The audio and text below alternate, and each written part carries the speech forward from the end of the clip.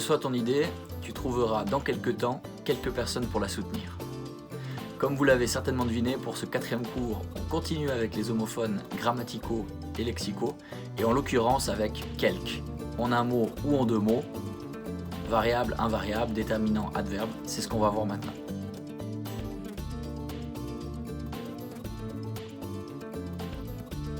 Le premier cas, c'est celui qu'on voit le plus souvent, c'est quelque comme déterminant indéfini.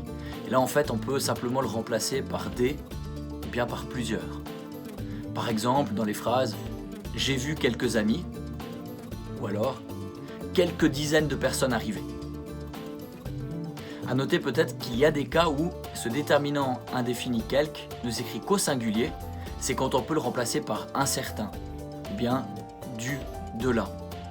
Par exemple dans la phrase « depuis quelque temps, elle se fait beaucoup de soucis ».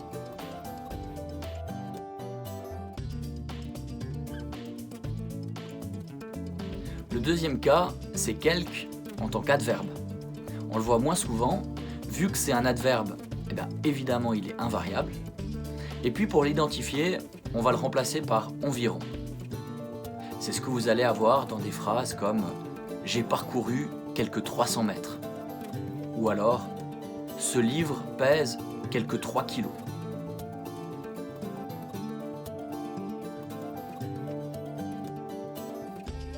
Le troisième et dernier cas, c'est quelque, écrit en 2 mots, et qui va s'accorder en genre et en nombre, avec le nom ou le pronom auquel il se rapporte. On le reconnaît parce que il est toujours suivi du verbe être, ou parfois pouvoir être, devoir être, au subjonctif. Et en fait, ça exprime la concession.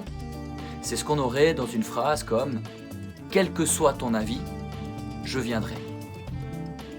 Ou alors, dans la phrase « quelles qu'aient été vos intentions, votre comportement est grave ». On est là dans du subjonctif passé, du verbe être, et puis on accorde avec 2 L, ES, parce que le « quel », en l'occurrence, se rapporte à intention, féminin pluriel. Voilà donc pour ce troisième et dernier cas, quelque en 2 mots. On a donc déjà terminé ce 4e cours, en l'occurrence sur quelque et la suite des homophones lexicaux et grammaticaux. J'espère que ça vous permet de bien réussir à l'identifier et à écrire correctement quelque.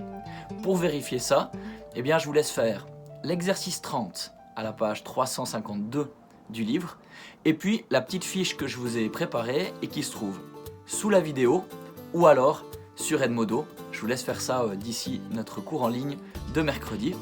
Je vous souhaite une bonne journée et prenez soin de vous.